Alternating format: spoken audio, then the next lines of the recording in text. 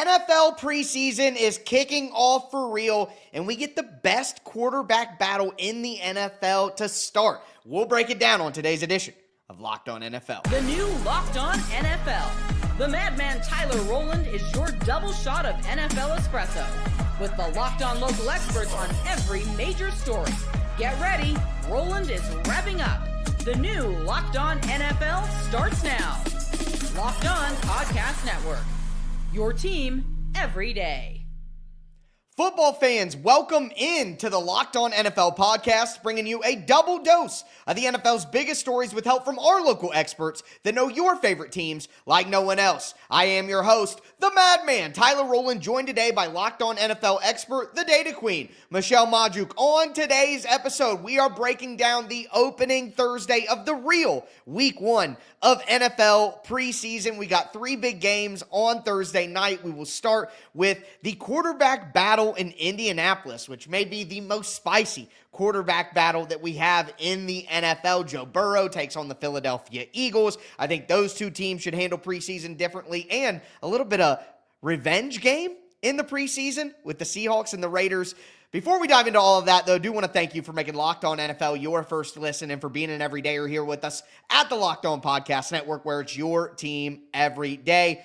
Michelle, I think that Daniel Jones was the favorite coming into training camp because of the Richardson injury re-aggravation and all of that, but it sounds like Anthony Richardson has battled back and may have the lead. He will start the game against the Baltimore Ravens with Daniel Jones getting the start in week 2. Where do you sit on who you think is going to win that battle? And the question I think that matters most is, does it matter who wins that battle?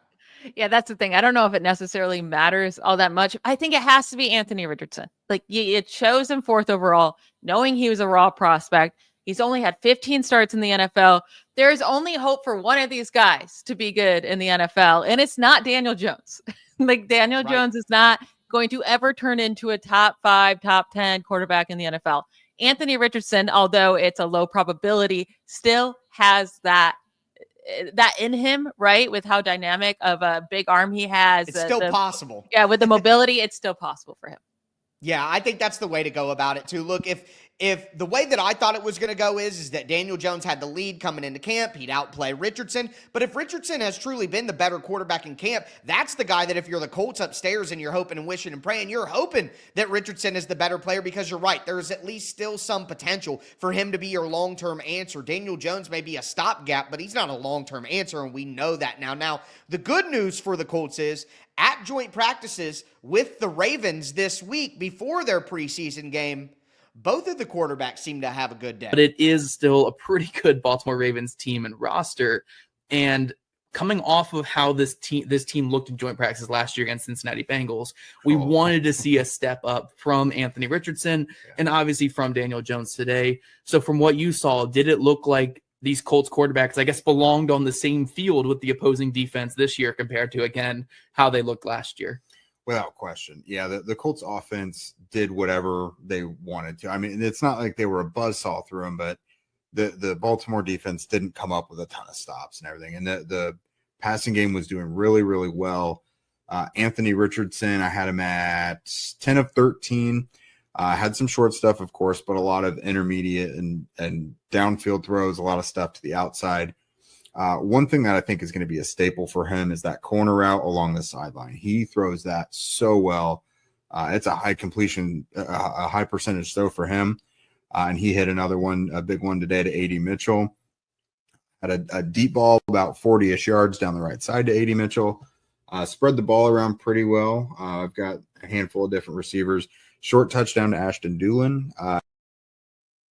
So I want to see it in the preseason game then too. Like Anthony Richardson and the Colts, they have 2 new starters on the offensive line. They still have some young guys at wide receiver, some young weapons overall in general to work into the offense. I think that Anthony Richardson nor Daniel Jones, no matter who starts or who plays, they need to play 3-4 series. Like, they really need to prove it in this preseason if they're having a true battle. Yeah, and you would expect the Ravens not to have too many starters out there in this game. So Right. they really should be able to look really, really good, whatever, whenever they're out there. And it's so hard, I feel like, to determine what's real in the preseason because we've seen some really great Yes.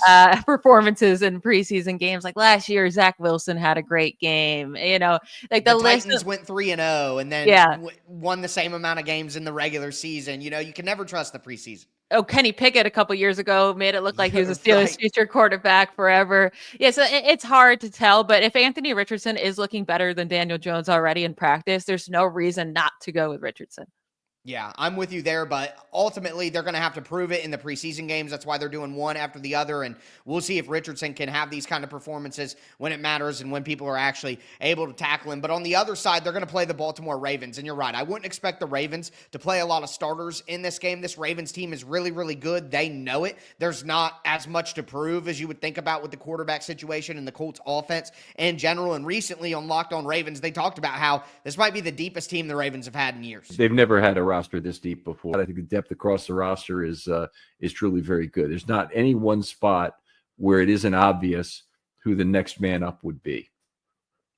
And that to me is a huge strength that a lot of teams wish they had. The Ravens have it this season, and we do know at times like they have struggled with that when they lose a certain player. It just completely spirals a unit because they don't have anybody good enough to be able to come in and not even replicate that production, but just be a replacement level player for them. And I think that the Ravens have that. And they have some good young players that I'm excited to watch too, like their first 2 draft picks with Mike Green and Malachi Starks. They have some young players who I'm excited to see, but overall, I'm not really that worried about the Ravens in the preseason, even though they seem to always win in the preseason, no matter what. But I'm not worried about them. They look like they're ready to go for the regular season. Do you know what I'm most excited to watch with the Ravens? It's the kicker. It's the rookie kicker, Tyler Loop. Yeah. 6th-round pick out of Arizona. I mean, they've had Justin Tucker as their cornerstone kicker for over a decade now, since 2012. They've never had to worry about this position whatsoever. And in the preseason, I mean, kickers are doing the same thing in the regular season. So it's not like it's easier for them out there. So I want to see, I want to see some kicks out of him, see what he can do. Is he consistent? Is he missing some? Because that could be huge for the Ravens if this season if their rookie kicker messes things up for them in close games. No, you're 100% right. That probably is the biggest question mark when you look at the team right now with how solid the rest of the squad is. And again, don't expect to see Lamar Jackson, Derrick Henry, these guys. It really wouldn't make sense for them. But some of these younger guys, it will be interesting to see. And yeah, the special teams, we're definitely going to get our eye on. Now, we got 2 teams right here in the Ravens and the Colts that I think need to approach things a little differently. We got 2 more teams that are playing against each other on Thursday night. The Bengals and the Eagles, who obviously need to approach things a little bit different as well. Today's episode is brought to you by FanDuel Sportsbook. Look, summer sports are in full swing, whether you're all about baseball under the lights, golf on the greens, high-stakes soccer action, NFL preseason action even. FanDuel is the best way to make every game even more exciting. You're already following the action. Why not make it a little more thrilling with FanDuel? You can get in on the game while your friends are getting sunburned at the beach. Look, I've been using FanDuel for a long time, and the app always keeps things fresh. There's new daily promotions, fun ways to bet. Plus, it's easy to use, fast payouts. It makes every regular season game feel like a must-watch event. If you're new to FanDuel, new customers can bet just $5 and get $150 in bonus bets if your first bet wins. Again, bet just $5 if you're a new customer and get $150 in bonus bets if your first bet wins. Open the FanDuel app today or visit FanDuel.com to get started. All right, Michelle, let's continue today's edition of Locked On NFL, breaking down the opening night of the real week 1 of NFL preseason. Forget the Hall of Fame game. I'm throwing that out. Ruins everything. Whatever. This is week 1 of the preseason, and we got a pretty good matchup here between the Bengals and the Eagles, although I think both sides are going to handle things a little bit differently. I love the news that Joe Burrow is going to play more than he has in previous preseasons. He should be out there playing in week 1. I love to hear that. We've seen the Bengals get off to these slow starts before. And listen, whether or not playing in the preseason is the reason they get off to these slow starts, whether or not that's the case. If I'm Zach Taylor, I'm playing my guys in the preseason too, because I'm not going to let that be the reason that everyone looks at me and says the season didn't go well. Like, I'm just eliminating that as a critique of me. Fine, I'm going to play my guys. I'm going to get them out there. I'm going to get them ready to go. But they do start early or start slow usually, and you got to try to do something to change that rhythm. So I like that Zach Taylor is just trying something different at the end of the day. They have to do something. I mean, they have to try something. They are 1-11 in the first 2 weeks of the season in the Zach Taylor era. Joe Burrow is 1-9 as a starter in the first 2 weeks of a season in his career.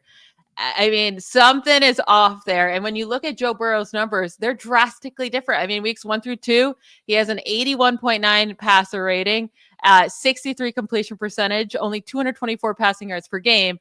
And then the rest of the year, weeks 3 through 18, I mean, it shoots up to nearly a 70 completion percentage in his career, 284 passing yards per game, and a 105 passer rating. So something is happening here in the beginning of the season where they're starting so slow. It might not be that it's just because they don't have the preseason reps, but they at least have to try.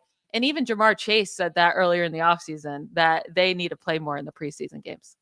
Yeah, I think it's a consensus around the team. It's a logical step forward for them to take to fix the issue that they've been having the last few years. Whether it works or not remains to be seen, but it's only logical to at least try that. Now, where I'm concerned with the Bengals is there are some defensive players who are going to be critical and who are going to be starters who will not be suiting up in this game for multiple reasons, and our guys over at Locked On Bengals talked about that. Dax Hill not playing, and that's not a shock. I think that they're going to manage him. Cam Taylor-Britt not playing. Multiple guys that I would call starters that I think are going to start on this team that aren't playing. And the theme, I think, of this is as important as it is to get these guys reps, they are not going to push them. Dax is coming off the ACL. Obviously, they're going to manage him, and it does sound like the door's open for him to play this preseason. Not that he has to, but that the door's open. And Cam Taylor-Britt, I think that they're playing it on the strong, the major cautious side of things. And that's kind of the theme. So I like that the offense is getting run, but at the end of the day, what are we really worried about with the Bengals? It's the defense. And whether it's because of injuries and bringing guys along slowly, which could be smart, whether that's the case or not, it's a defense that's not getting to play together in the preseason, and defense is usually ahead of the offense in training camp. You hear that mostly around the NFL. Well, guess whose defense is not ahead of the offense through 2 weeks of training camp? It's Cincinnati's. So if there's any side of the ball that needs the starters to play so that they're a little warmed up for the season, it's actually the defense, and they're going to be missing some expected contributors in the secondary. Is that enough to throw off the whole rhythm? Probably not, but you wonder how cautious they'll be outside. Everybody focuses on Burrow and the receivers, but the defense needs to kind of get a warm up for the Bengals, especially when they might be the only defense in the NFL that's losing to offense this early in camp. Yeah, and luckily Shamir Stewart finally signed his rookie contract, so he should be able to go in this preseason game, get out there, get his feet wet. Demetrius Knight Jr., their linebacker that they drafted in the second round, who looks like he has to be a starter or compete against Oren Burks. He'll be out there. So there's some young guys that will get their opportunities in this game. We'll see if Joseph Asai gets any and Miles Murphy. Like, they've spent early draft picks on this defense. Much. They just need to click all together, and it does stink that some of their guys in the secondary won't be playing, but at least if they can get the front seven rolling, like, that's what they need. And obviously Trey Hendrickson, he wouldn't have been out there anyways, I don't think, because he's like the only good piece on this defense. Yeah, they could. But they still need to figure that out too. Yeah, 100%. Now, on the other side of it, they're playing the Philadelphia Eagles, and let's be honest here, the Eagles probably don't need to play any of their important players, and that includes Saquon Barkley. But my guy Legacy Louie from Locked On Eagles thinks that not only is it the preseason, but they need to be careful about how they use Saquon into the regular season as well. I'm starting to think they're not going to run less in 2025. They're going to run differently. And what I mean by that is, again, they still need to keep Saquon Barkley healthy. And I don't think, again, the core of my take about passing more this year is still intact. The core of that message was, hey, Saquon Barkley needs to be healthy for the playoffs. And he had a historic usage rate in 2024. It worked. It got you a title. But Saquon has an injury history. We've seen in a lot of different instances how running backs age in the NFL, how injuries definitely creep up when players have this kind of workload. We've seen it over and over again throughout history that running backs who take that kind of work end up getting banged up. It's just how it works. To go back to Derrick Henry after his 2,000-yard season, gets a little banged up with a foot injury a couple of years later. Like, you start to wear down after you get that much work. It's just the way that it is. And Louis right. Saquon's had stuff in the past. So I think if you're the Eagles, you don't really need to play anybody important in these games. But even into the regular season, trying to manage the way that you use Saquon is probably smart because they just need to make the playoffs at this point. Yeah, I mean, he had 436 carries last year, Saquon Barkley did, including the playoffs. It's hard when you go all the way through the Super Bowl, and I mean, you're playing deep into middle of February now, and there's just no reason to give him any touches in the preseason whatsoever. But we saw Christian McCaffrey. I mean, his body went out on him last year after being utilized so heavily in 2023, making the Super Bowl, playing in the Super Bowl, just so the limited time to recover. And like he said, like Barkley has a history of injuries. So they definitely need to watch his workload, in obviously just nothing in the preseason, but even in the regular season. So I agree. Yeah, they got to find a way to get some carries to other people, but I think using the screen game would really work for the Eagles as an extension of the run game, especially, you know, that Jalen Hurts is going to be good at that. Devontae Smith is going to be good at that. So I think trying to use that stuff, they have athletic offensive linemen who could get out there and do it. I think that would be an easy way. That they know that the formula they have can work. I am interested to see some of these young players in this game. A guy like Jalix Hunt is expected to step up where Josh Sweat is gone now. I like Jalix Hunt. He was a small school guy that had a lot of talent. He was good as part of their rotation last year. And now Jahad Campbell, we're hearing from my guy Louis, is actually getting some run as an edge rusher. You knew that Jahad Campbell, coming out of Alabama, had kind of a versatile skill set, but I didn't expect him to truly be used as an edge rusher. But with Zach Bond, Jeremiah Trotter at linebacker, maybe they can use him in a tweener role there. But interesting to see some of these young players. And I'll tell you, Andrew Makuba, the safety out of Texas, was one of my favorite draft prospects in the mid rounds. So I'm kind of excited to see how guys like Cooper DeJean and, Quinyon Mitchell probably not being out there, at least, if at all, not very much. So I'm excited to see some of these young guys for Philly that can step up. Yeah, and another guy to keep an eye on is their rookie defensive tackle, Ty Robinson, 4th-round pick.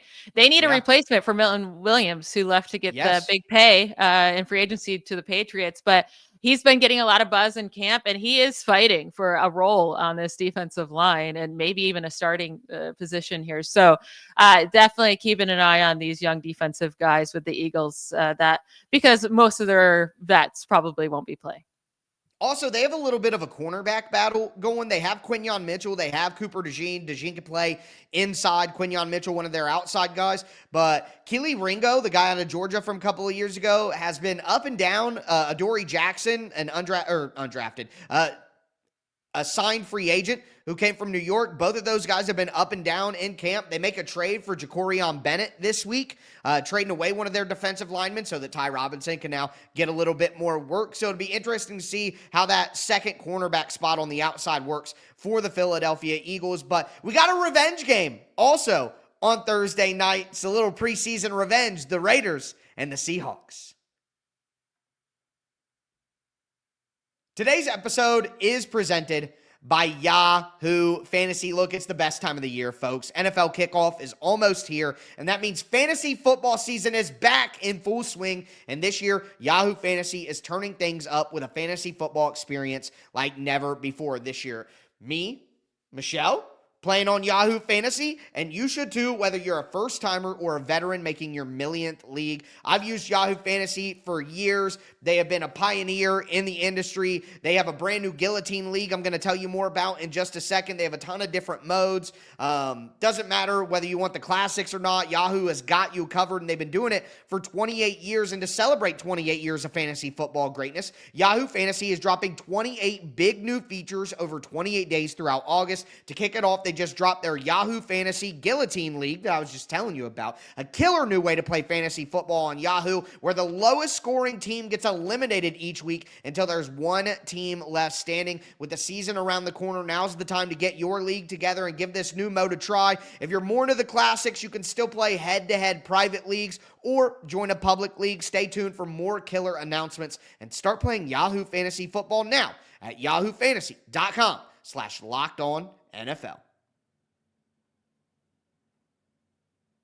All right, Michelle, let's cap off today's edition of Locked On NFL, talking about the 3 opening games of preseason week 1. We talked about the Colts against the Ravens, the Bengals against the Eagles, but now we got a little bit of revenge served on Thursday night. Before I get into it, though, I do want to thank you for making Locked On NFL your first listen. For your second listen, check out Locked On Bets. Betting experts Lee Sterling and Kevin Rogers have made daily MLB locks and can't miss football futures. Find Locked On Bets on YouTube or wherever you listen to podcasts. Told you where to make your bets on FanDuel. Now I'm telling you where to go to get advice on those bets with Locked On Bets. But, again, revenge, Geno Smith, Pete Carroll going from Seattle. Now they're in Vegas. Very, very different from both those sides. I am very interested to see the Raiders this year. They're one of those teams that I think could be more competitive than what people think. They could be a 7-8 win team. I'm thinking the Raiders could make a move like that with good leadership in Pete Carroll, and they just got some nice pieces on the roster. I don't think we're going to see much of Geno Smith or a Max Crosby or anything like that, but maybe a little bit of Ashton Genty early on could be in the cards. I don't think revenge is going to be all that crazy, but you're lying. You're naive if you don't think that those guys in that locker room are going to be like, yeah, Pete Carroll, if they beat the Seahawks. So I think it will be a physical game, even with the depth players. Oh, Pete Carroll and Geno Smith want to win this game, even though, Geno Smith probably won't be playing because why would you put him out there? I am interested in this Raiders team overall in the additions, especially on offense. Like you said, Ashton Genty, I mean, I don't know how many carries, if any, he'll have in this game, but their second round rookie wide receiver, Jack Besh, will be fun to watch out of TCU. And then also, Deontay Thornton Jr. is actually the one that's even getting more buzz than Jack Besh, and he was their 4th round pick. So 2 rookie wide receivers here. And they have a real opportunity to win a starting job. I mean, there is openings here. It's Jacoby Myers, and then anything could happen. I mean, obviously Brock Bowers will be the top target in this offense, but there is a real starting wide receiver gig to be had. So I'm excited to see what Jack Besh and Deontay Thornton can do. It seems like Geno Smith is really loving some Deontay Thornton, so it'll be fun to watch. Well, after coming from playing with DK Metcalf, you get a big physical wide receiver with speed who can go down the field, throw those moon balls. I think that'll be great for Geno Smith if they can get that connection rolling. On the other side, you see the Seattle Seahawks. They got rid of Geno Smith. They moved on from Pete Carroll a couple of years ago. They really kind of revamped what their team looks like after trading DK Metcalf. They bring in Sam Darnold. They bring in Cooper Kupp. And on the other side, I don't think the Raiders need to play some of their guys. And I know the Raiders were a worse team last year, but I kind of just trust their, Geno Smith, Brock Bowers, Ashton Genty, even if they didn't play him, Jacoby Myers. I kind of trust their guys to where I don't think they need to play. But on the other side, I think Seattle does. And maybe not Cooper Kupp because injury coming off of it. You want to keep him fresh. He's had a lot of workload in the last few years. All of that. But Sam Darnold needs to get acclimated to a totally different environment. This offensive line, they're getting Charles Cross back in the mix recently, so hopefully he gets back soon to full strength. But, this is not going to be Minnesota. You're not in Minnesota anymore, Dorothy. Sam Darnold needs to get used to his current environment. And I think, although they were a better team than the Raiders last year, the Seahawks need to play Sam Darnold. Yeah, they should be playing Sam Darnold. I don't know if he'll actually play in this game or they'll wait till week 2. But I think Sam Darnold, it might be in for a rude awakening, leaving Kevin O'Connell. I do like Kubiak's offense, so maybe he can thrive there. But he's not going to have the best wide receiver in the league anymore in Justin Jefferson, and then a great wide receiver too in Jordan Addison. I like Jackson Smith-Njigba, but he's not close to Justin Jefferson. No.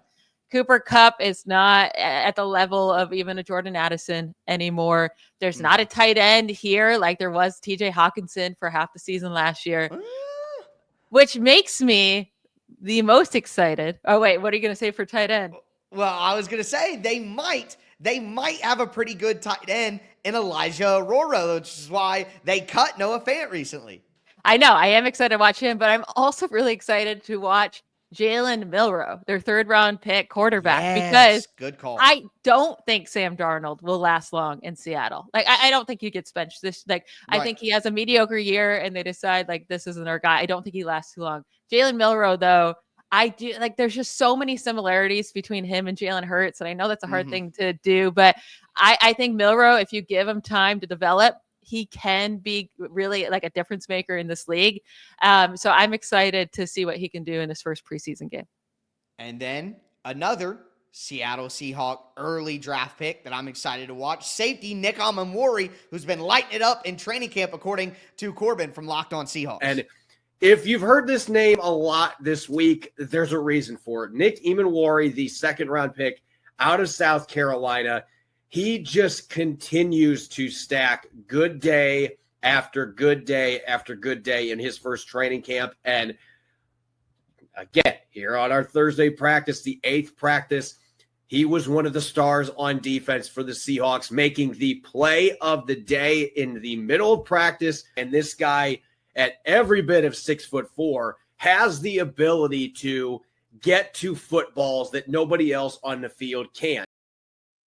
So they have some young players, and I think that Darnold needs to play. Like, there are some juicy storylines. I got to tell you, I know that, the quarterback battle of the Colts, the Bengals, the Eagles, those are big brands with popular players. But this game between the Raiders and the Seahawks might be my, most interesting game of Thursday night slate.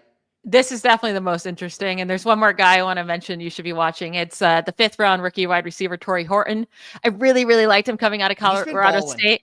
I think he should have went way earlier. The only reason he didn't is because his final season in college was just riddled with injuries. He only played 5 games. Yeah. But in 2022 and 2023, he had back-to-back seasons with over 1,100 receiving yards. He put up 16 touchdowns during that span, and his 94.5 receiving yards per game during that span over those 2 seasons ranked 4th in the FBS, behind only Rome Odunze, Marvin Harrison Jr., and Malik Neighbors. All of those 3 guys went top 10 in the NFL. And Horton went in the 5th round because of that injury, but he looks great out there. I think he's a great route runner. I'm really excited to see what he could do. He kind of reminds me of Amon-Ra St. Brown, who fell to the 4th round. And if Cooper Kupp's not going to play in this game, he's going to have a real chance to get a lot of snaps in the preseason. I mean, this is sicko mode right here. We're just locked in for week 1 of the preseason. Cannot wait. So much to watch. And I know if you guys are listening right now, you're sickos like us too. So hopefully you enjoy the football. I'll be back tomorrow with maybe the mastermind, Ross Jackson. Ross Jackson is a globetrotter, folks. You never know where he's going to be. But we're going to look at some other games that are going to be very exciting this weekend, preseason week 1. Football is back, folks. Thank you so much for being with us here at Locked On NFL. Make sure you get subscribed, stay subscribed, but that's going to do it for today's episode. I am your host, the Madman Tyler Rowland, for my co-host, the Data Queen Michelle Majuk, as we tell you every single episode. Thanks for tuning in. Stay safe out there. Bye, y'all.